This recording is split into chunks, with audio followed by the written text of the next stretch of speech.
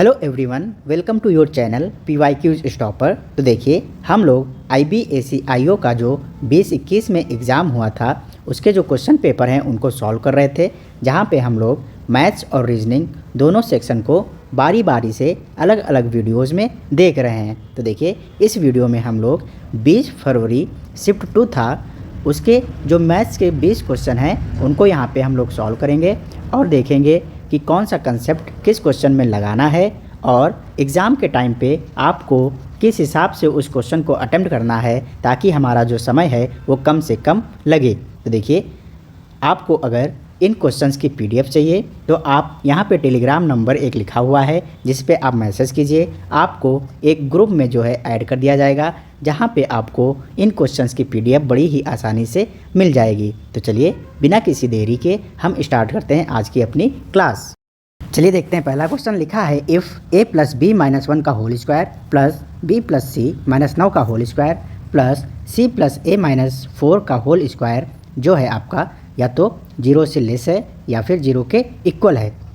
तो आपसे यहाँ पे जो एक्सप्रेशन दिया हुआ है इसकी वैल्यू आपसे पूछी हुई है। देखिए, इसमें आपको एक कंसेप्ट पता होना चाहिए। वो कंसेप्ट क्या कहता है कि अगर हम लिख रहे हैं यहाँ पे x² + y², अगर हम इसको जो है 0 के इक्वल या 0 से कम दिखाना चाह रहे हैं तो देखिए क्या होगा। देखिए, x² + y² अगर 0 के इक्वल है, मान लीजिए यहाँ पे ये 0 के इक्वल है, तो देखिए जो x² होगा वो 0 के इक्वल होगा और जो y² है वो भी 0 के इक्वल होगा। देखिए, किसी भी नंबर का जो आपका स्क्वायर होता है वो हमेशा क्या देता है, पॉजिटिव देता है। क्यों? क्योंकि अगर नेगेटिव कोई नंबर है और आप उसका स्क्वायर कर रहे हैं तो देखिए नेगेटिव का स्क्वायर क्या हो जाता है, पॉजिटिव, तो ये आपको पॉजिटिव रिजल्ट ही देगा। तो यहाँ पे जो एक्सप्रेशन लिखा हुआ है x² + y², तो यहाँ पे x² है ना, तो अगर x है और आप इसका स्क्वायर कर रहे हैं तो ये हमेशा क्या देगा, आपका पॉजिटिव रिजल्ट देगा। और जो y² होगा ये भी आपको एक पॉजिटिव रिजल्ट देगा। देखिए, पॉजिटिव पॉजिटिव कुछ ना कुछ रिजल्ट देंगे और इनको जब आप ऐड करेंगे तो ये जो है 0 से कुछ बड़ा मिलेगा, है ना। देखिए, ये आपका 0 होता है, इधर आपका नेगेटिव होता है और इधर आपका पॉजिटिव होता है ना। तो पॉजिटिव पॉजिटिव मिल के कुछ आपको पॉजिटिव नंबर ज़रूर देंगे। तो ये 0 के इक्वल तभी हो पाएगा जब x² आपका 0 के इक्वल हो और y² भी आपका 0 के इक्वल हो। देखिए, ये एक्सप्रेशन जो लिखा है मैंने, ये कभी भी ये लेस देन 0 नहीं हो सकता। क्यों नहीं हो सकता, ये मैंने बता दिया है आपका, है ना।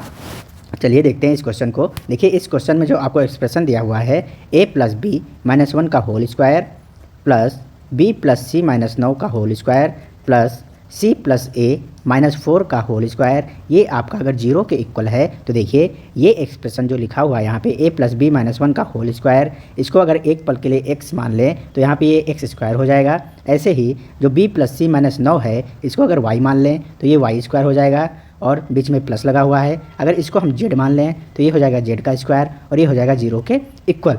तो ये देखिए, ये जो स्क्वायर में लिखे हुए हैं ये कभी भी नेगेटिव नहीं होंगे। तो देखिए यहाँ पे प्लस प्लस लगा हुआ है, अगर यहाँ पे हमें 0 लाना है तो या तो कोई ना कोई नंबर क्या होना चाहिए, नेगेटिव होना चाहिए, है ना, तभी ये 0 पॉसिबल होगा। या फिर तीनों 0 हों तब ये आपका जुड़ के क्या हो जाएगा, 0। तो यहाँ पे x² क्या होना चाहिए, इंडिविजुअली क्या होना चाहिए, 0 होना चाहिए। ऐसे ही y² जो है वो भी 0 होना चाहिए और आपका z² ये भी आपका 0 होना चाहिए। देखिए, a + b - 1 का होल स्क्वायर किसके इक्वल होगा, 0 के, है ना। तो a + b - 1 का होल स्क्वायर आपका 0 के इक्वल होना चाहिए। तो देखिए, इसका स्क्वायर रूट ले लीजिए तो ये आएगा a + b - 1 = 0 और यहाँ से a + b की जो वैल्यू आ जाएगी वो 1 आ जाएगी। देखिए, इसको हम डायरेक्ट कैसे लिखेंगे, ये a + b - 1 का होल स्क्वायर जो है 0 के इक्वल है, फिर हमने इसका स्क्वायर रूट लिया है तो a + b - 1 = 0 आया है।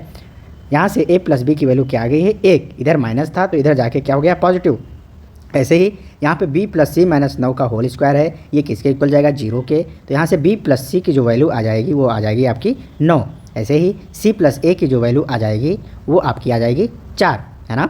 चलिए इन तीनों इक्वेशन को जोड़ लीजिए तो देखिए a + a 2a, है ना, और b + b 2b, c + c 2c, तो 2 मैंने कॉमन ले लिया पहले ही। तो ये a + b + c कितना हो जाएगा, देखिए 1 + 9 10 4 14। तो यहाँ से a + b + c की जो वैल्यू आ गई, देखिए 2 × 7 = 14, तो ये आ जाएगी 7, है ना।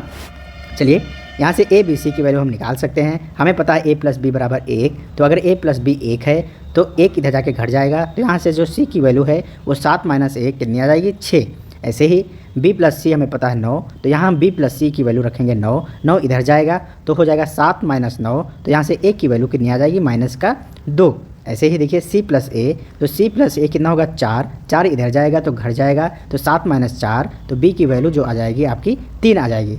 हमसे पूछा गया है a प्लस बी की पावर c, तो देखिए a प्लस बी, तो -2 + 3 कितना आ जाएगा आपका 1, और 1 की पावर क्या है c, तो c की जगह पे क्या लिखना है 6, तो 1 की पावर 6 हो जाएगा, प्लस c प्लस a, तो देखिए 6 और प्लस माइनस का 2, तो 6 माइनस 2 कितना होगा 4, है ना, और 4 की पावर क्या है b, तो b यहाँ पे कितना है 3, तो ये हो जाएगा 3 माइनस 1। देखिए 1 की पावर 6 को आप 1 लिखेंगे, 1 की पावर चाहे जितनी कीजिए वो हमेशा क्या रहता है, 1 रहता है, और इसका हमें क्या निकालना है, स्क्वायर रूट। देखिए 1 से 1 कैंसिल हो जाएगा, अंदर बचेगा 4 का क्यूब, और 4 का क्यूब आपका कितना होता है 64, तो देखिए अंडर रूट ये 64 आ गया, और 64 किसका वर्गमूल होता है, किसका स्क्वायर रूट होता है, ये 8 का होता है। तो देखिए हमारा ऑप्शन डी जो यहाँ पे राइट आंसर बन जाएगा। आई होप ये सोल्यूशन आपको समझ में आया होगा। चलिए देखते हैं अगला क्वेश्चन। देखिए क्वेश्चन ये कह रहा है आपसे, A deposits an amount x at 5% per annum simple interest in a bank. His brother B deposits an amount y at 10% annual interest compounded annually. After 1 year, the interest received by B is twice the interest received by A. What is the value of y ratio x?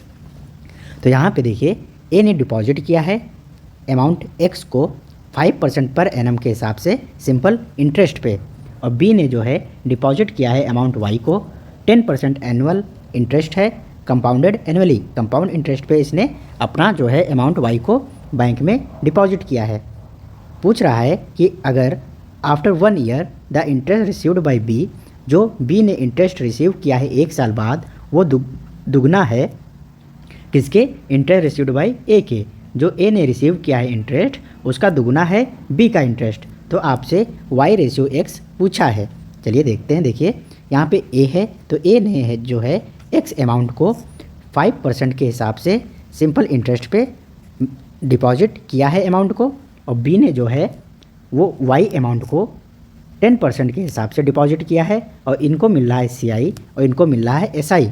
देखिए 1 साल की बात हो रही है, तो 1 साल में जो इंटरेस्ट होता है वो जो है आपका जो प्रिंसिपल है उसी पे इंटरेस्ट मिलने वाला है। देखिए SI हो चाहे CI हो, पहले साल का ब्याज आपको जो हमने अमाउंट जमा किया है उसी पे मिलेगा। देखिए x का 5% कितना होगा, तो देखिए निकाल लीजिए, x का 5% देखिए परसेंटेज हटाएंगे तो बटे में 100 आ जाएगा, तो x का 5% आपका कितना हुआ, 5/100 गुणे x, है ना, तो ये आ जाएगा 5 से काट दीजिए तो ये आ जाएगा आपका नीचे 20, तो ये हो जाएगा x/20।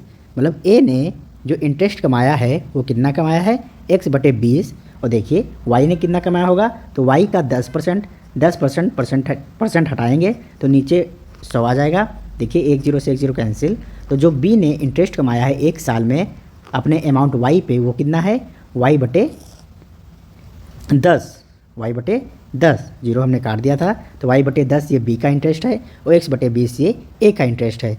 कहा है कि B का जो इंटरेस्ट है वो A के इंटरेस्ट से दुगना है, तो देखिए जो ये B का इंटरेस्ट है y/10 ये दुगना है किससे, A के इंटरेस्ट से, तो A का इंटरेस्ट कितना है x/20, ये आपका क्या हो जाएगा, इक्वल हो जाएगा। देखिए इसको काट दीजिए तो ये बचेगा 10 से 10 कैंसिल हो जाएगा, तो y/x यहाँ से आपको मिलेगा 1/1, तो यहाँ पे आपको y रेशियो x कितना मिल रहा है, 1:1। ऑप्शन बी इसका राइट आंसर हो जाएगा।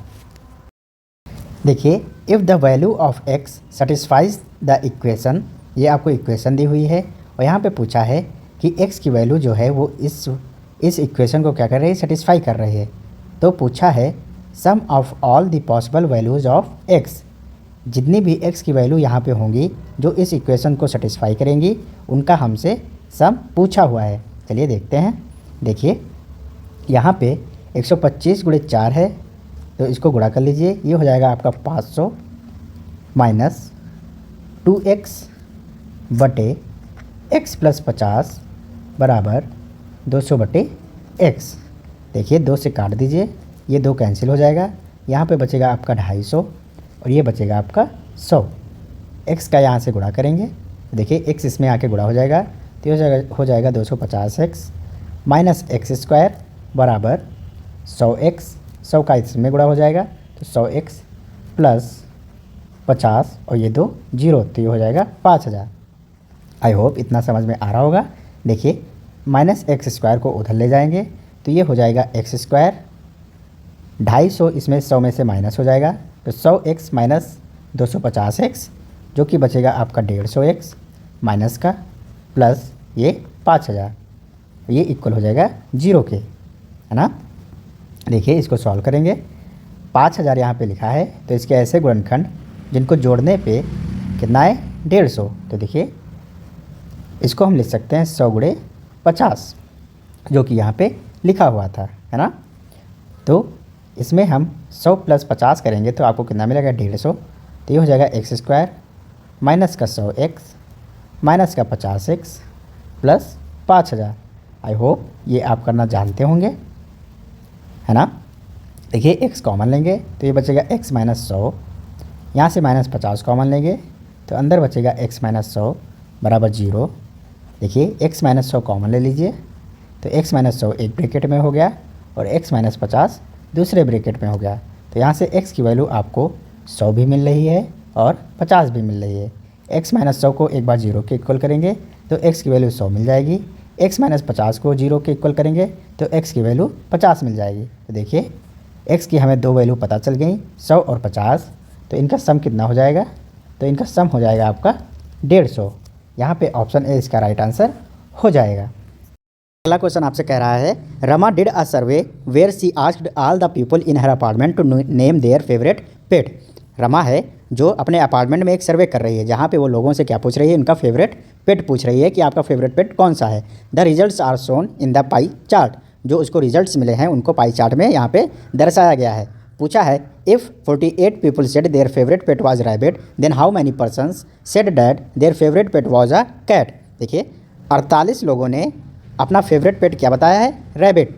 तो पूछा है कि वो नंबर बताइए जिनका फेवरेट पेट क्या है, आपका कैट है। तो देखिए यहाँ पे पाई चार्ट के फॉर्म में आपको दिया हुआ है, जहाँ पे परसेंटेज के फॉर्म में ये पाई चार्ट यहाँ पे दर्शाया गया है। देखिए कैट को फेवरेट पेट बोलने वाले कितने लोग हैं, 36%। देखिए टोटल कितना होता है, टोटल आपका 100% होता है। कैट को इसमें जो परसेंटेज है लोगों का वो कितना है 36%, डॉग का 28%, रैबिट का 16, फिश का 10, रैट का 6 और नन मतलब कोई भी फेवरेट पेट नहीं है वो कितने लोग हैं 4%। कहा है कि 48 पीपल जो हैं उन्होंने अपना जो फेवरेट पेट है वो किसको बताया है, रैबिट को बताया है। तो देखिए यहाँ पे रैबिट को बताने वाले कितने लोग हैं, तो रैबिट आपका ये है 16%। तो देखिए 16% की वैल्यू जो हो जाएगी यहाँ पे, ये परसेंटेज के फॉर्म में है, एक्चुअल कितने लोग हैं 48 लोग, तो 16% की वैल्यू ये 48 के इक्वल होनी चाहिए।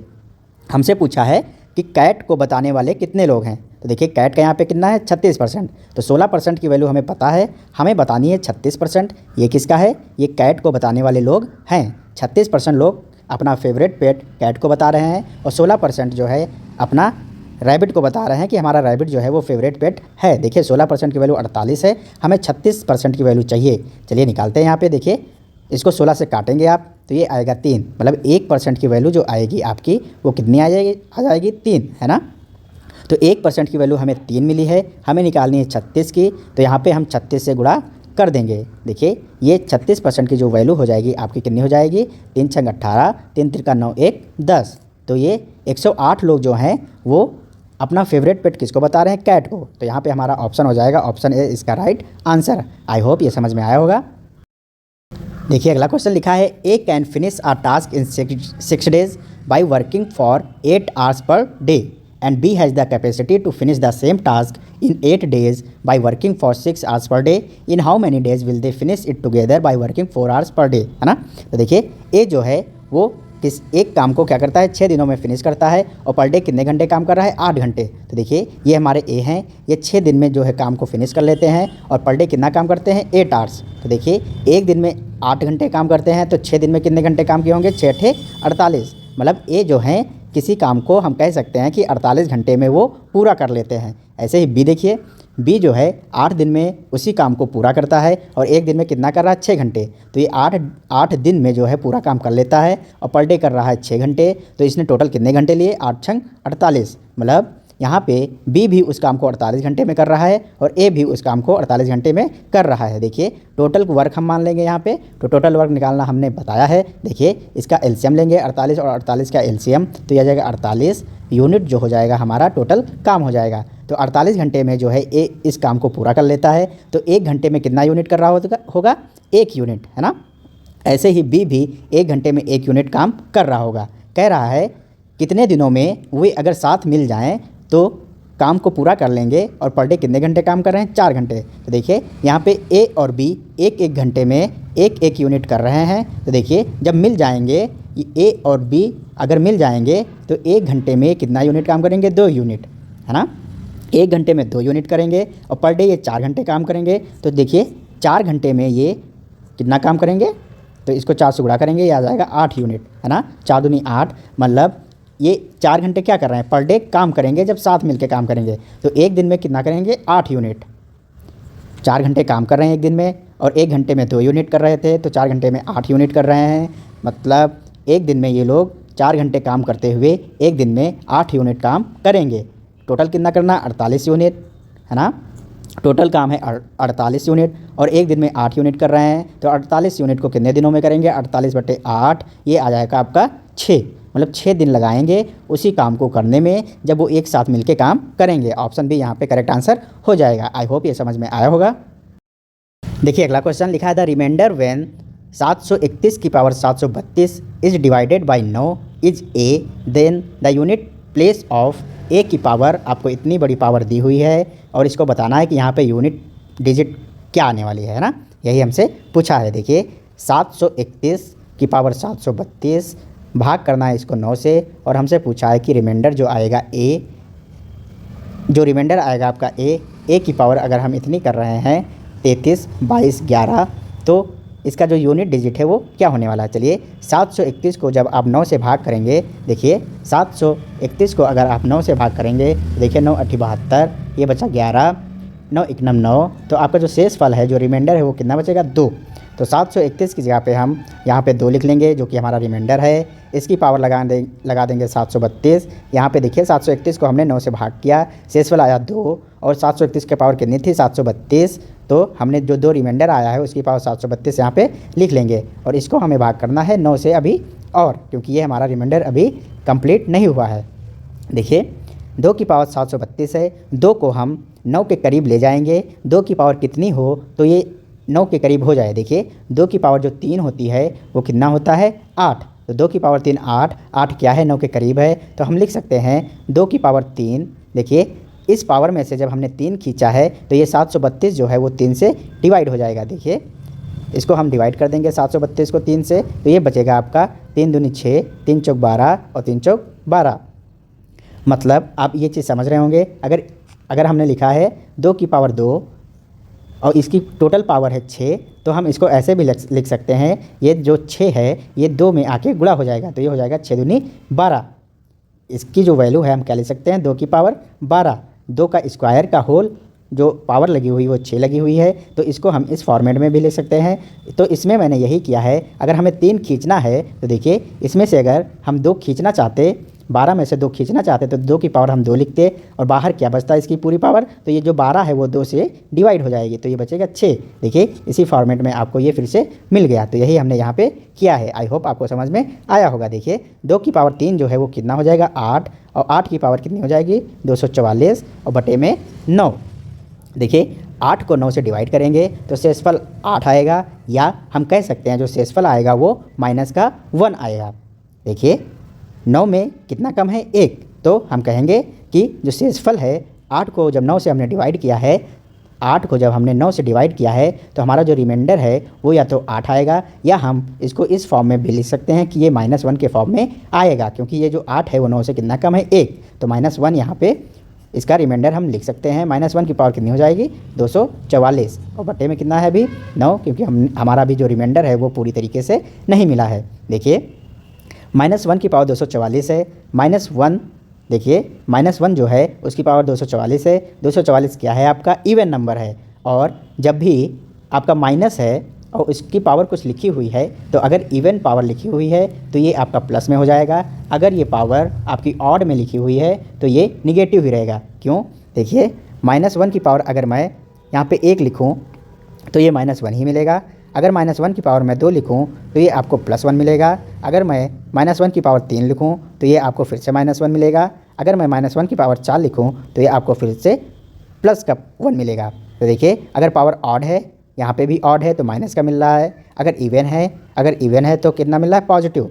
तो यहाँ पे -1 की पावर क्या है, इवन है। तो ये हमें जो मिलेगा ये क्या मिलेगा, पॉजिटिव मिलेगा। तो ये हो जाएगा 1/9।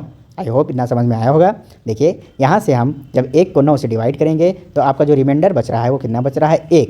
तो जब हमने 731 की पावर 732 को 9 से डिवाइड किया तो जो हमारा रिमाइंडर आया है वो 1 आया है। और ये 1 किसके इक्वल है, 1 के, हमसे क्वेश्चन में कहा है। देखिए अब इसकी पावर जो है हमें कितनी करनी है, 33/11। तो 1 की पावर चाहे जितनी लगा लीजिए, आपको जो मिलने वाला है वो 1 ही मिलने वाला है। तो इसका आंसर जो हो जाएगा आपका डी ऑप्शन करेक्ट आंसर हो जाएगा। यूनिट प्लेस ही आपसे पूछा था, तो यूनिट प्लेस पे क्या आ जाएगा, 1। आई होप ये समझ में आया होगा। चलिए देखते हैं अगला क्वेश्चन। देखिए अगला question, line graph given below shows the total number of products in 2 different stores P and Q in 5 different years. तो यहाँ पे आपको लाइन ग्राफ दिया हुआ है जहाँ पे 2 स्टोर दर्शाए गए हैं और इन स्टोर्स में डिफरेंट ईयर में आपके जो नंबर ऑफ़ प्रोडक्ट्स थे उनको यहाँ पे इंडिकेट किया गया है। देखिए सन 2008 में जो स्टोर P था, ये ट्रायंगल वाला आपका P है, तो स्टोर P में 25 प्रोडक्ट थे और स्टोर Q में 55 प्रोडक्ट थे। चलिए देखिए क्वेश्चन क्या कह रहा है, what is the difference between total number of products in store Q in year 2010 and 2011 together and total number of products in store P in year 2008 and 2012 together। देखिए हमसे डिफरेंस पूछा है कि जो स्टोर Q था उसमें सन 2010 और 11 में जो टोटल नंबर ऑफ प्रोडक्ट्स थे उसका जो डिफरेंस है किससे लेना है, number of products in store P in 2008 and 2012। जो स्टोर P था उसमें सन 2008 में और सन 2012 में टोटल कितने प्रोडक्ट थे उससे डिफरेंस लेना है। तो देखिए जो स्टोर Q है आपका उसमें देखेंगे सन 2010 में कितने प्रोडक्ट थे। देखिए स्टोर Q ये आपका सन 2010 है और स्टोर Q में आपके कितने प्रोडक्ट थे, 80। तो देखिए सन 2010 में 80 थे और सन 2011 में देखते हैं तो सन 2011 में कितने थे, 60। तो देखिए टोटल कितने हो गए, 8 6 14, तो ये हो जाएगा 140। तो स्टोर Q में सन 2010 और 11 को मिला के टोटल नंबर ऑफ प्रोडक्ट्स हमारे 140 आ गए। ऐसे ही देखिए P स्टोर जो P है उसका देखिए सन 2008 में स्टोर P में 25 प्रोडक्ट थे, तो यहाँ 25 लिख लीजिए, प्लस सन 2012 में देखेंगे P का तो ये कितने हैं, 30। तो ये हो गए आपके 55। इसका और इसका हमें डिफरेंस पूछा है तो 140 माइनस 55 करेंगे, ये आपका आ जाएगा 85। तो आंसर भी इसका राइट आंसर हो जाएगा। देखिए अगला क्वेश्चन लिखा है फाइंड द वैल्यू ऑफ, ये आपको एक एक्सप्रेशन दिया हुआ है और इसकी आपको वैल्यू बतानी है। देखिए स्क्वायर रूट में आपको ये नंबर दिया हुआ है 1 + 3 + 5 डैश डैश प्लस 93। तो 1 से लेकर 93 तक इनका हमें ये समेसन करना है। फिर यहाँ पे 1 - 1/3 1 - 1/4 ये आपको लिखा हुआ है, तो इसका हमें कैलकुलेट करके बताना है कि इसकी वैल्यू क्या आने वाली। देखिए अगर आप इस वाले को ध्यान से देखेंगे तो आपको पता चलेगा कि ये हमारी एक समांतर श्रेणी अर्थमेटिक प्रोग्रेशन बन रही है ना। ये सीरीज़ जो है वो कैसी है, AP में है। और AP का अगर आपको समेसन का फार्मूला नहीं पता है तो यहाँ पे देख लीजिए, जो सम होता है समांतर श्रेणी में जो सम होता है टर्म्स का वो क्या होता है, ये होता है n/2 2a + n-1 × d। n क्या है, total number of terms, 2a, तो a यहाँ पे क्या है, फर्स्ट टर्म, तो फर्स्ट टर्म यहाँ पे क्या है 1, n हमने बता दिया है टोटल नंबर ऑफ टर्म्स, और जो d है वो टर्म्स के बीच का डिफरेंस है। तो देखिए यहाँ पे जो डिफरेंस आएगा वो कितना आ रहा है, 2 का गैप सब में आपको मिलेगा। चलिए तो इसका हम समेसन निकाल लेते हैं। तो देखिए यहाँ पे हमें n नहीं पता है तो n निकालने का क्या तरीका होगा, देखिए हम जो लास्ट टर्म है उसमें से फर्स्ट टर्म निकालेंगे और उसके डिफरेंस से जो है उसको डिवाइड कर देंगे और +1 लिखेंगे। ये आपके टोटल नंबर ऑफ़ टर्म्स निकल के आएंगे। क्या आएंगे, टोटल नंबर ऑफ़ टर्म्स, है ना। चलिए देखते हैं। देखिए यहाँ पे कितने टर्म्स हैं तो वो कैसे पता चलेगा, 93 - 1, तो हो जाएगा 93 - 1, और इनका डिफरेंस क्या है 2, तो 2 से डिवाइड करेंगे और उसमें 1 जोड़ देंगे। देखिए ये हो जाएगा 92, 92/2 कितना आएगा 46, और 46 + 1 कितना हो जाएगा आपका 47। तो इसमें जो n की वैल्यू आई है वो क्या है 47। तो देखिए इनका जो सम है वो क्या हो जाएगा, देखिए n की वैल्यू है आपकी 47/2 2a, तो a की जगह पे क्या है 1, तो यहाँ पे हो जाएगा 2 प्लस 47 माइनस 1 करेंगे तो कितना बचेगा 46, और डिफरेंस आपको कितना दिया हुआ है 2 का, तो ये आपका नंबर आपका आएगा। देखिए यहाँ पे इस 2 को अगर कॉमन ले रहे हैं तो इस 2 से कट जाएगा, तो अंदर बचेगा आपका 1 प्लस 46। चलिए थोड़ा देख लीजिए, 47/2 इसको आप कैलकुलेट कर लीजिए। देखिए 2 और 46 दूना 92, 92 1 94, इसको 2 से डिवाइड कर दीजिए तो ये आएगा आपका 47। 47 गुणे 47 आपका आंसर यहाँ पे बनेगा। 47 गुणे 47 इसका समेसन बनेगा, और 47 इस गुणे 47 कितना होगा 47 का स्क्वायर, और 47 का जो स्क्वायर होता है वो आपका 2209 होता है ना।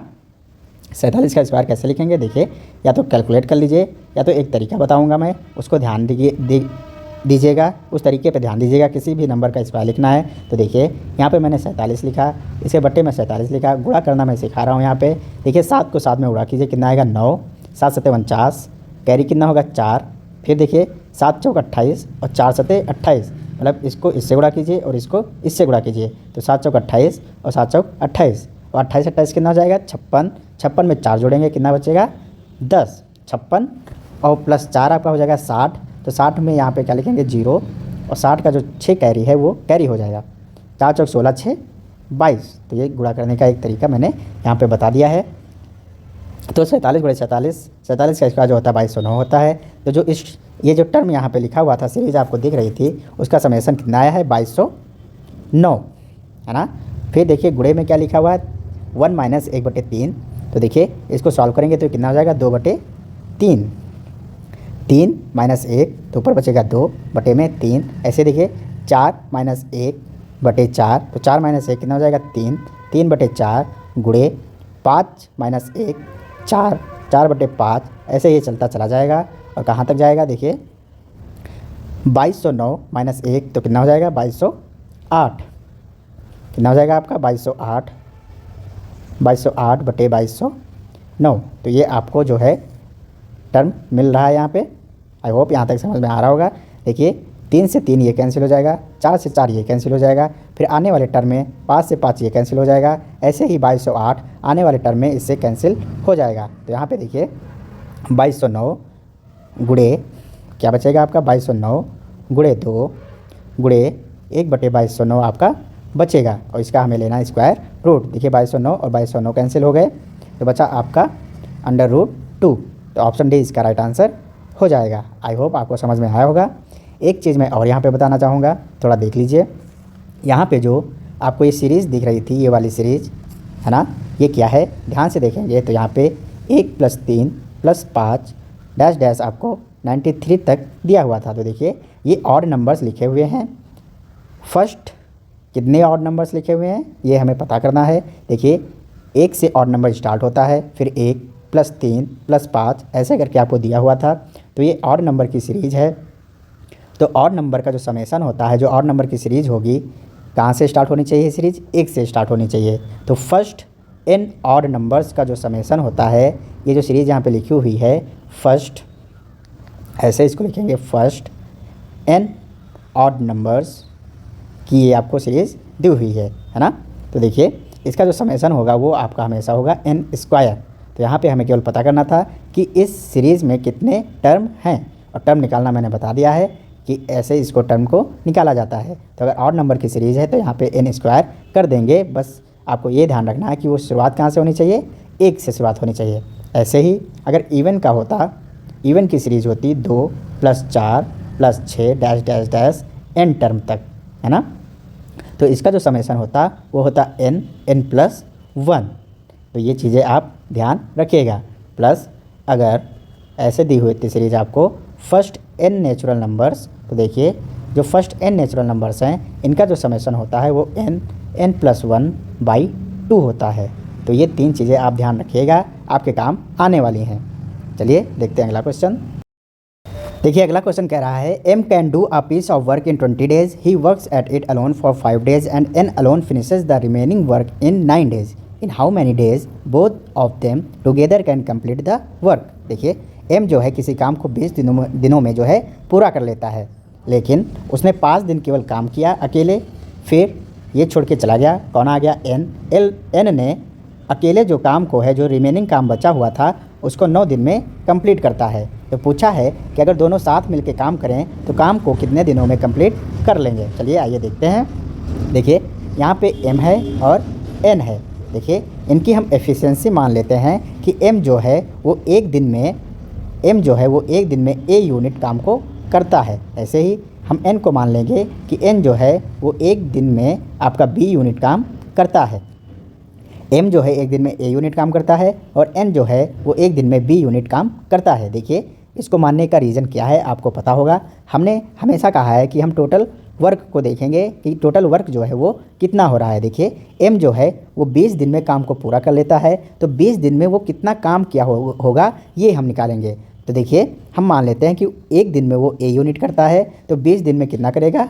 तो 20 गुणे ए मतलब 20 ए यूनिट जो है वो काम करेगा। तो टोटल वर्क हमारा कितना आ गया?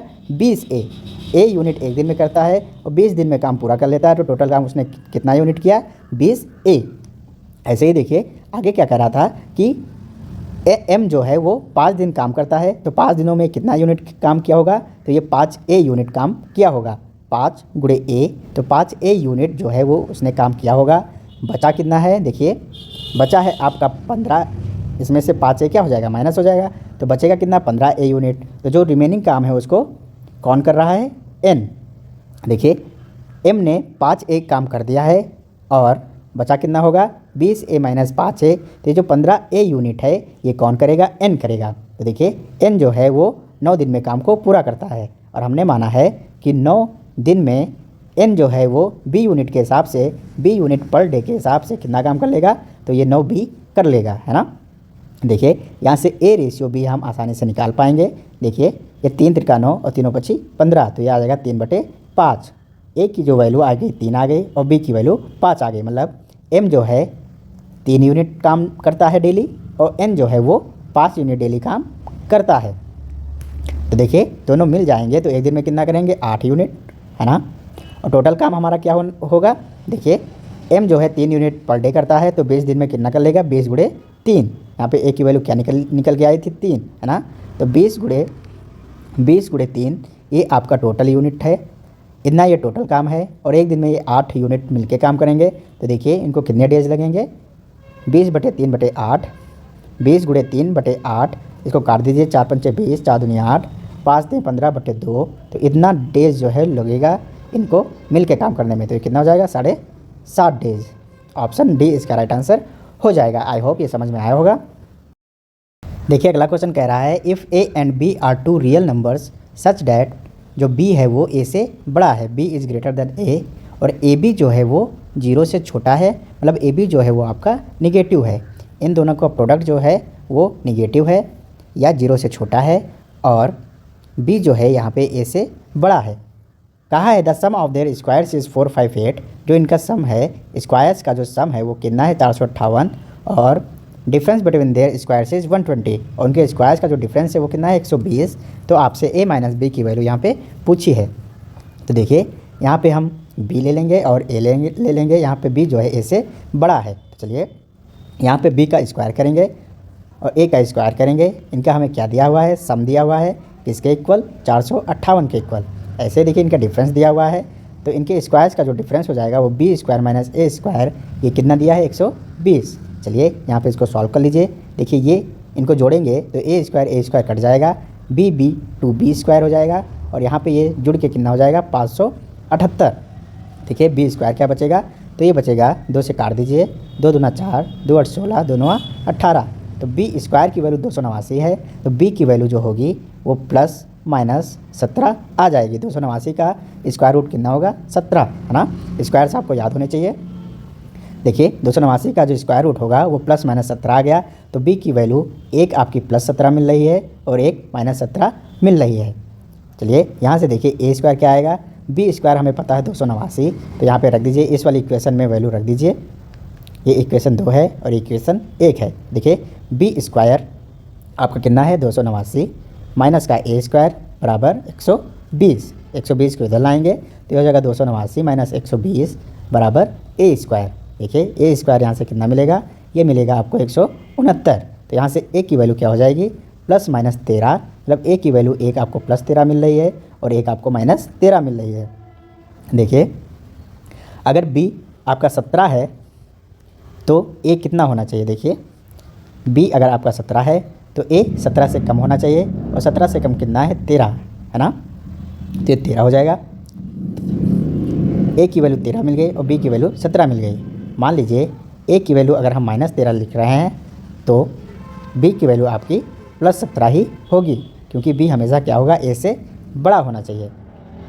और देखिए दूसरा केस, अगर बी को हम माइनस 17 ले रहे हैं तो ए की वैल्यू क्या होनी चाहिए, तो ए की वैल्यू यहाँ पे पॉसिबल नहीं है, क्योंकि माइनस 17 से ना ही प्लस 13 छोटा है और ना ही माइनस 13 छोटा है ना, तो माइनस 17 यहाँ पर नहीं ले सकते हैं। यही दो पॉसिबिलिटी हैं। और हमसे कहा था जो इनका प्रोडक्ट होगा ए बी, ये 0 से छोटा होगा। देखिए प्लस 17 गुणे प्लस 13 करेंगे तो ये 0 से बड़ा मिलेगा, तो ये वाला भी केस हम नहीं ले सकते हैं। केवल यही केस बनेगा, बी की वैल्यू 17 और ए की वैल्यू माइनस 13। आई होप ये क्लियर हो रहा होगा।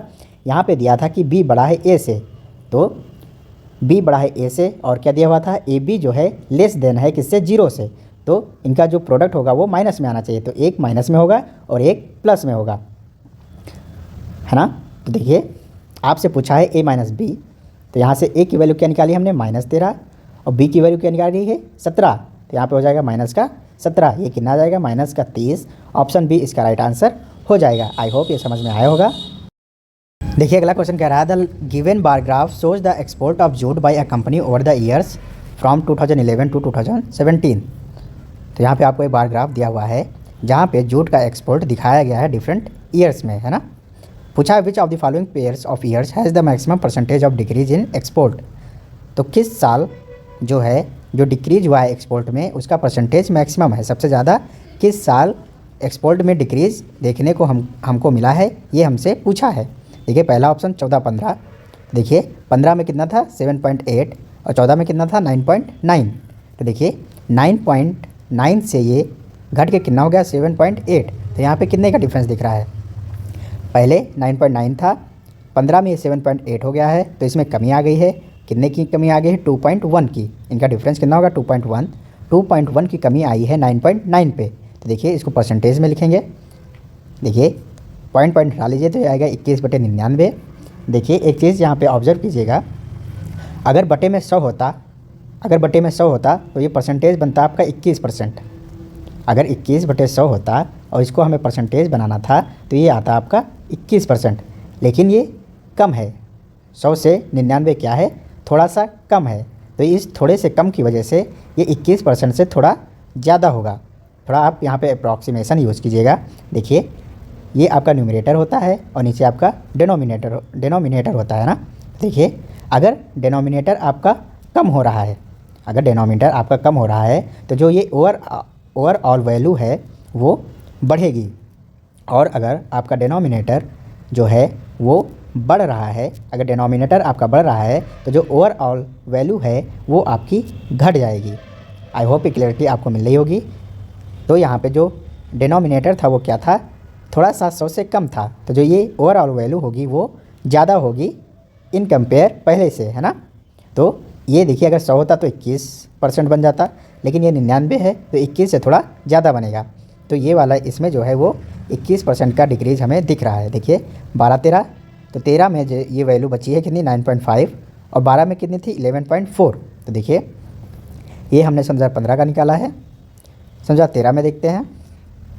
तो पहले कितनी थी 11.4, अभी घट के कितनी होगी 9.5, तो कितने की कमी आई है, देखिए 1.9 की इसमें कमी आई है ना। तो इसको परसेंटेज में निकालिए, देखिए ये पॉइंट हट जाएगा, ये बचेगा 19/114।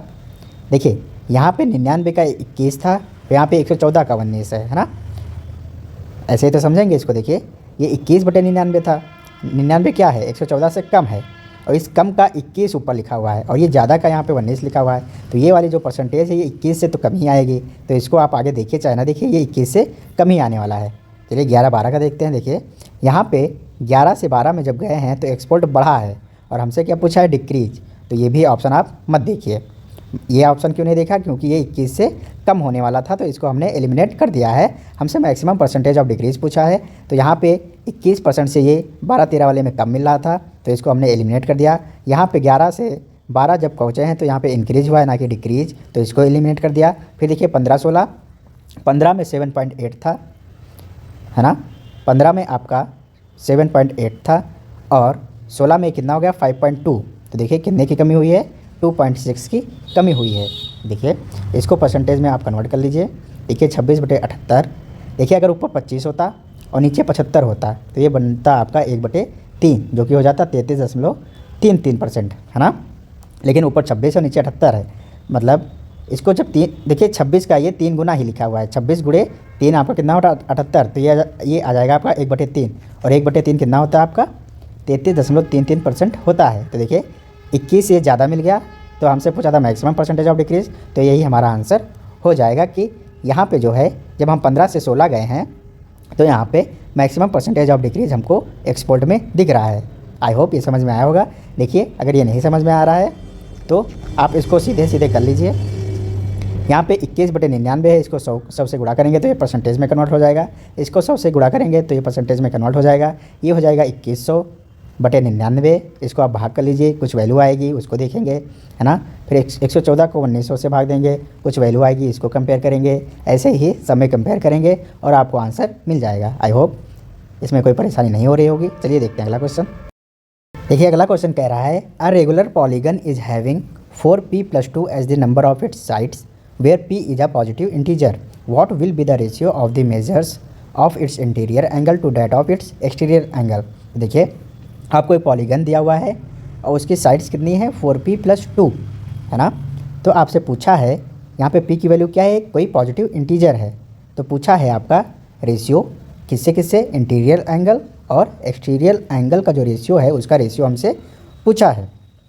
चलिए देखते हैं। देखिए किसी भी रेगुलर पॉलीगन में जो है, अगर आपका कोई रेगुलर पॉलीगन है तो उसका ईच इंटीरियर एंगल जो होता है वो क्या होता है। देखिए रेगुलर पॉलीगन में ईच इंटीरियर एंगल आपका होता है, ये होता है 180 n-2/n, ये आपका डिग्री के फॉर्म में आएगा 180 n-2/n, जहाँ पे n क्या है नंबर ऑफ साइड्स, n क्या है नंबर ऑफ साइड्स, उस पॉलीगन में कितनी साइड्स हैं। और आपका जो ईच एक्सटीरियर एंगल होता है, ईच एक्सटीरियर एंगल ये कितना होता है, ये होता है 360/n। तो ये आप दोनों चीज़ें याद रखिएगा। देखिए यहाँ पे साइड्स कितनी थी 4p+2, तो देखिए इंटीरियर एंगल जो होगा वो 180 गुणे n की जगह पे क्या हो जाएगा 4p+2 ना, 4p+2 और माइनस का 2 बटे नंबर ऑफ साइड्स 4p+2, इसका रेशियो लेना है एक्सटीरियर एंगल से। तो एक्सटीरियर एंगल कितना हो जाएगा, देखिए 360 बटे नंबर ऑफ साइड्स 4p+2। देखिए 4p+2 आपके कैंसिल हो जाएंगे, यहाँ 2 से 2 कैंसिल हो जाएगा और ये 180 दुना जाएगा, है ना। तो ये बचेगा आपका 4p/2, देखिए 2 से और कट जाएगा तो ये बचेगा 2p/1। ऑप्शन बी इसका राइट आंसर हो जाएगा। तो ये फार्मूले आप लोग ध्यान रखिएगा, आगे काम आने वाले हैं। चलिए देखते हैं अगला क्वेश्चन। देखिए अगला क्वेश्चन कह रहा है a vegetable seller had some apples, he sells 50% apples and still has 650 apples left.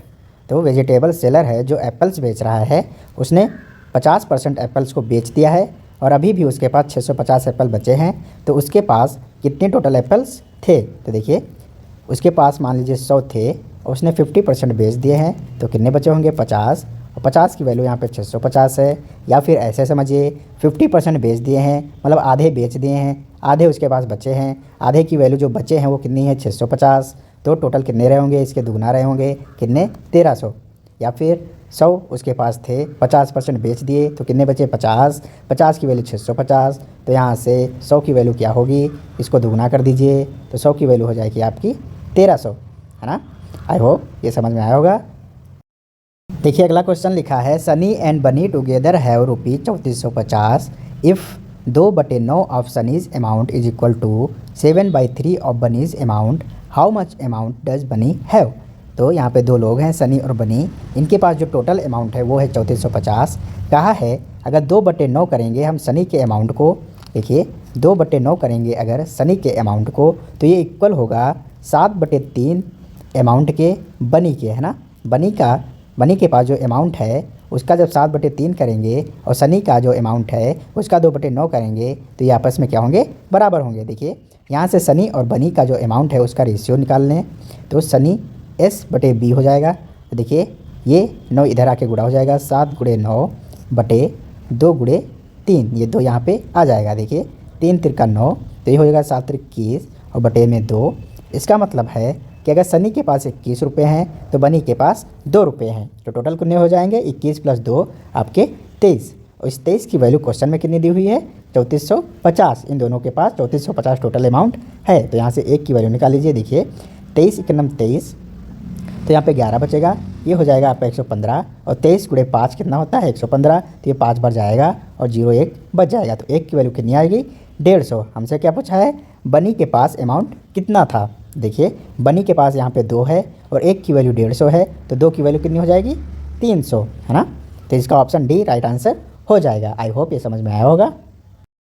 देखिए अगला question, if x + a is a common factor of x² - 2 + √2 × x + 2√2 and x² - 2√2x + 2, then the value of, इस expression की आपको value बतानी है। तो देखिए यहाँ पे आपको फैक्टर करने पड़ेंगे जो इक्वेशन यहाँ पे लिखी हुई हैं। तो ये इक्वेशन जो है वो है x² - 2 + √2 × x + 2√2। दूसरी इक्वेशन आपकी x² - 2√2 + 2। देखिए इसके फैक्टर कीजिए। देखिए 2√2 को ऐसे तोड़िए, इनके गुणनखंड ऐसे कीजिए जिनको जोड़ने पे 2 + √2 आए। देखिए यहाँ पे x को अंदर आप गुणा कर दीजिए तो बचेगा x²। x को अंदर गुणा करेंगे तो आ जाएगा -2x और माइनस इसमें जाएगा तो ये माइनस हो जाएगा और ये होगा √2x + 2√2 यहाँ पे लिखा हुआ था। देखिए x कॉमन ले लीजिए तो ये बचेगा x - 2।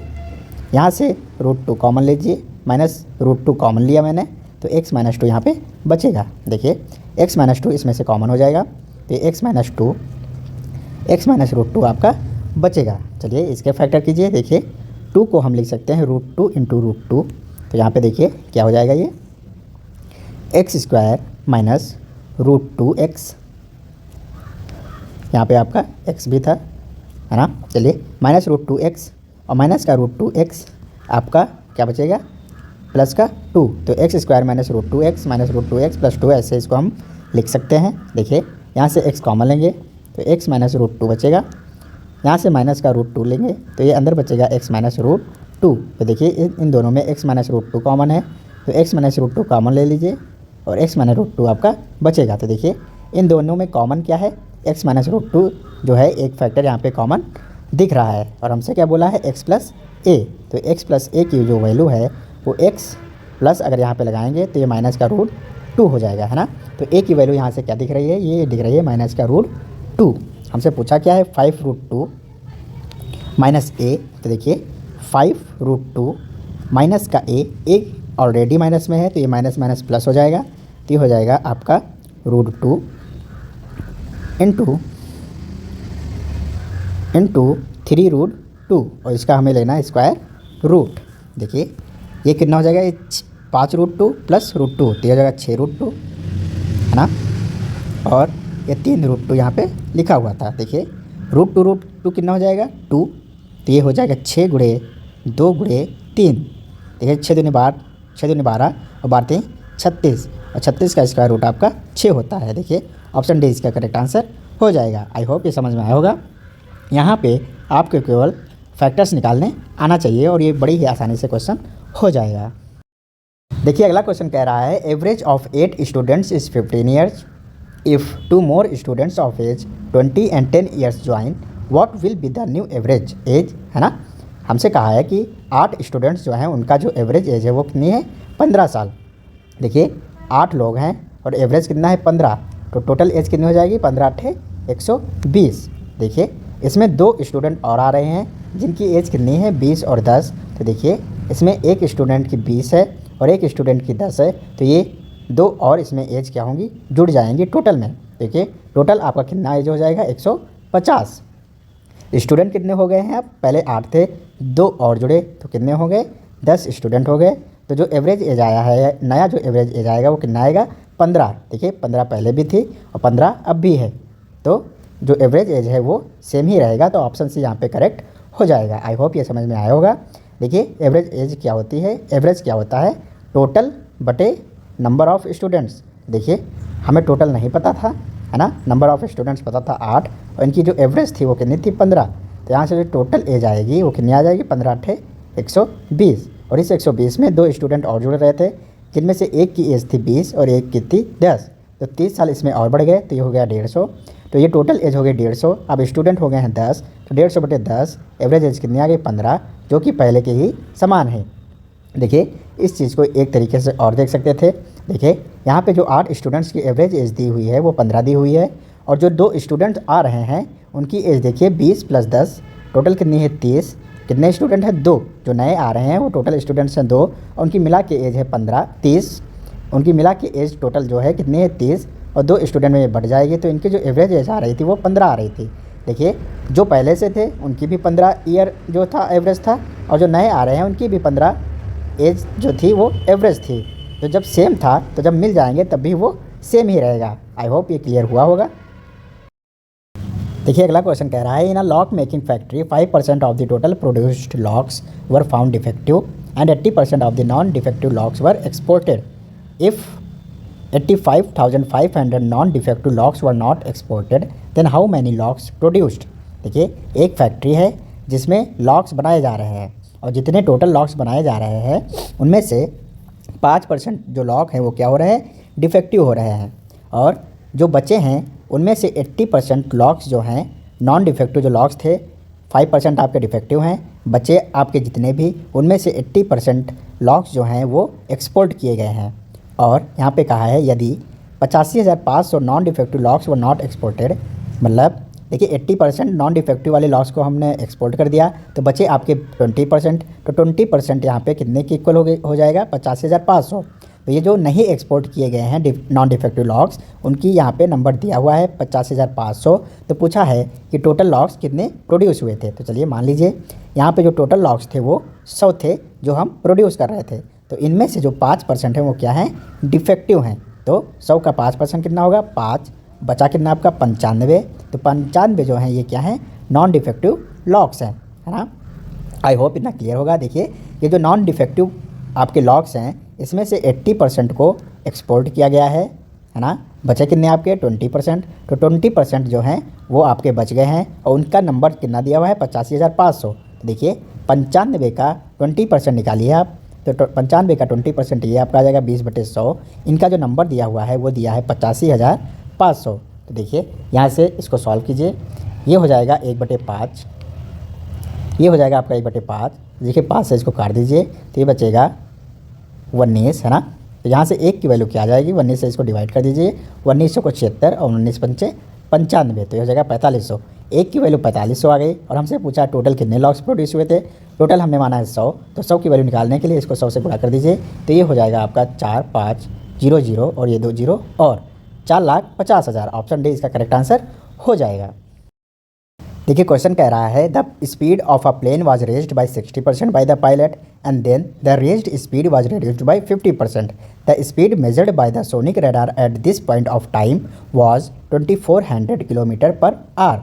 Find the initial speed of the plane. तो देखिए जो प्लेन की स्पीड है उसको पायलट ने जो है 60% से पहले रेज किया, फिर जो रेज हो गई स्पीड उसको बाद में 50% से कम कर दिया। तो इस टाइम पे रडार में जब नापा गया तो उसकी स्पीड जो थी वो 2400 किलोमीटर पर आवर थी। तो पूछा है कि इनिशियल स्पीड उसकी कितनी रही होगी। तो मान लेते हैं जो इनिशियल स्पीड थी उसकी 100 थी। तो देखिए पहले इसने 60% से इंक्रीज़ किया है, तो 100 को 60% से इंक्रीज़ करेंगे तो ये आपका आ जाएगा 160। देखिए 100 का 60% कितना होगा? 60। तो 100 में 60 की बढ़ोतरी हो जाएगी तो हो जाएगा 160। फिर इस बढ़ी हुई स्पीड को 50% से कम किया है, और 50% से हम कुछ भी कम करते हैं तो उसका कितना रह जाता है? आधा। तो 160 का आधा रह जाएगा कितना? 80। तो इस 80 की वैल्यू जो क्वेश्चन में दी हुई है वो कितनी दी हुई है? 2400। तो देखिए 80 की वैल्यू अगर 2400 है तो हमसे इनिशियल स्पीड पूछा है। इनिशियल स्पीड क्या है हमारी 100, तो देखिए 80 की वैल्यू 2400, तो यहाँ से 1 की वैल्यू निकाल लीजिए, कितनी आ गई 2400 बटे 80।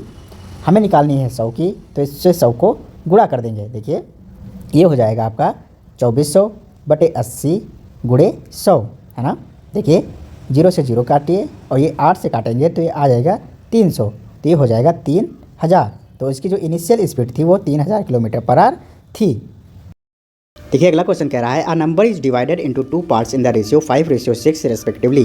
The sum of 60% of first part and 50% of second part is 84। If both parts are increased by 10 then what will be the respective ratio between the sum of old numbers and new numbers. तो यहाँ पे एक number है जिसको हमने 2 part में divide किया है, किस रेशियो में 5:6 में। तो देखिए पहला पार्ट हम मान लेते हैं 5, तो दूसरा पार्ट हो जाएगा आपका 6। देखिए कैलकुलेशन करने के लिए हम इसमें एक 0 बढ़ा लेते हैं। देखिए पहला पार्ट हमने मान लिया 50 और दूसरा पार्ट मान लिया 6। किसी भी रेशियो में आप किसी भी नंबर से गुणा करें तो ये रेशियो कभी भी चेंज नहीं होता है। तो मैंने यहाँ पे 10 से गुणा कर लिया 50 और 60, ताकि हमारी कैलकुलेशन थोड़ा ईजी हो जाए। कह रहा है sum of 60% of first part, तो देखिए 50 का हमें 60% निकालना है, तो 50 का जो 60% आएगा देखिए कितना आएगा, तो ये हो जाएगा 60/100। तो 50 का 60% प्लस 50% ऑफ सेकंड पार्ट, तो सेकंड पार्ट हमारा 60 है, 60 है, तो 60 का हमें निकालना है 50%। इनका जो सम आ रहा है वो 84 के इक्वल आना चाहिए। देखिए यहाँ से इसको सॉल्व करेंगे। देखिए 20 3 60, 20 पंचे 100, 5 से ये 10 बार कट जाएगा तो ये हो जाएगा 10 3 30। ऐसे देखिए 20 3 60, सॉरी इसको काट दीजिए, ये 2 बार कटेगा और 60 को काटेंगे तो 30। तो यहाँ पे 30 + 30 जो होगा वो 84 के इक्वल होना चाहिए, मतलब 60 जो है वो 84 के इक्वल होना चाहिए। तो यहाँ से 1 की जो वैल्यू आएगी वो 84/60 आएगी। देखिए इसको 12 से काट दीजिए तो 12 × 7 = 84, 12 × 5 = 60। तो जो 1 की वैल्यू है वो 7/5 है। तो हमारा जो पहला पार्ट होगा, पार्ट 1 जो हमारा होगा वो कितना होगा, 50 का 7/5, तो ये आ जाएगा आपका 70। ऐसे ही दूसरा पार्ट जो होगा वो 60 का कितना हो जाएगा, 7/5, तो ये आ जाएगा आपका 84। पहला पार्ट हमारा 70 है, दूसरा 84 है, इनका सम करिए तो ये हो जाएगा 154। हमसे क्या पूछा था, बोथ पार्ट्स को इंक्रीज़ किया जाता है 10 से। तो देखिए 70 को इंक्रीज़ कीजिए तो ये हो जाएगा 80, 84 को 10 से इंक्रीज़ कीजिए तो ये हो जाएगा 94। हमसे पूछा है रेशियो किसका, सम ऑफ ओल्ड नंबर्स। तो ओल्ड नंबर्स हमारे क्या थे, 70 और 84, तो इनका सम आएगा आपका 154। और रेशियो किससे लेना है, न्यू नंबर्स। तो न्यू नंबर्स हमारे क्या है, 80 और 94। तो ये हो जाएगा आपका, इसमें 20 बढ़ जाएगा तो ये हो जाएगा 9 8 17 174। देखिए इनका हमें रेशियो निकालना है। इसको 2 से डिवाइड कर दीजिए तो ये आएगा 2 7 14, 2 7 14, 2 8 16 और 2 7 14, 77 रेशियो 87। तो ये ऑप्शन सी यहाँ पे करेक्ट आंसर हो जाएगा। आई होप ये समझ में आया होगा। देखिए अगला क्वेश्चन कह रहा है LCM of 2 numbers is 15 times of their HCF. The product of numbers is 4860। What will be the maximum possible difference between the numbers. तो यहाँ पे एलसीएम जो है वो दिया हुआ है कि एलसीएम जो है 2 नंबर का वो 15 टाइम्स है किसके, एचसीएफ के। तो मान लेते हैं जो हमारा एचसीएफ है वो ए है, तो जो एलसीएम हो जाएगा वो कितना हो जाएगा, 15A। प्रोडक्ट ऑफ नंबर्स आपको दिया हुआ है, मान लीजिए एक नंबर N1 है और दूसरा N2 है, तो इनका जो प्रोडक्ट है, इनका जो गुणनफल है वो कितना है, 4860। पूछा है maximum possible difference between the numbers. ये जो आपके नंबर्स हैं N1 N2, इनके बीच के जो डिफरेंस है उसको हमें क्या करना है, मैक्सिमम करना है। तो पहले हमें नंबर्स निकालने पड़ेंगे, फिर हम देखेंगे कि कहाँ पे ये जो है इन नंबर्स का डिफरेंस सबसे ज़्यादा हो रहा है। तो चलिए देखिए, यहाँ पे एक चीज़ गौर कीजिएगा, आपको ये पता होना चाहिए कि एलसीएम और एचसीएफ का जो गुणनफल होता है, जो इनका मल्टीप्लिकेशन होता है, एलसीएम और एचसीएफ को आपस में गुणा करेंगे तो ये जो नंबर्स होते हैं उनके गुणनफल के बराबर होता है। मतलब किन्हीं भी 2 नंबर्स के जो एचसीएफ और एलसीएम का गुणनफल होगा वो उन्हीं नंबर के प्रोडक्ट के बराबर होगा। तो ये आप चीज़ यहाँ पर ध्यान रखिएगा, यही चीज़ यहाँ पे यूज़ करेंगे। देखिए एलसीएम 15A है और एचसीएफ A है, तो आपका ये किसके इक्वल होना चाहिए, इन नंबर्स के प्रोडक्ट के इक्वल होना चाहिए। तो ये आपके 4860 के इक्वल होना चाहिए। देखिए 15 से काट दीजिए तो ये 15 × 3 = 45 है ना, और 15 दूना 30 और 15 चौको 60। तो ये A² बचेगा आपका 324, A आ जाएगा आपका 18। मतलब जो भी हमारे नंबर्स थे उनका जो एचसीएफ है वो 18 है और एलसीएम कितना हो जाएगा, 15 × 18।